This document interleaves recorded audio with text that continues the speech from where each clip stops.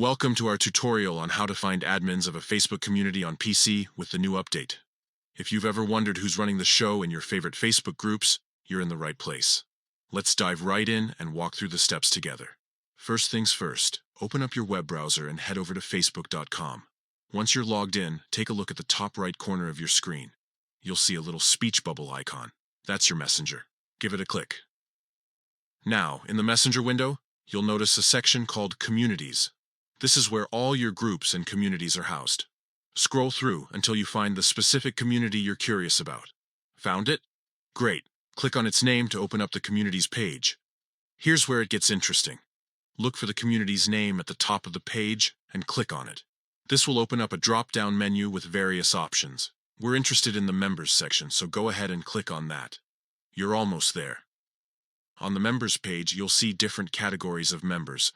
What we're looking for is the Admins and Moderators section. It should be right there, clear as day. Click on Admins and Moderators, and voila. You'll now see a list of all the people who keep the community running smoothly.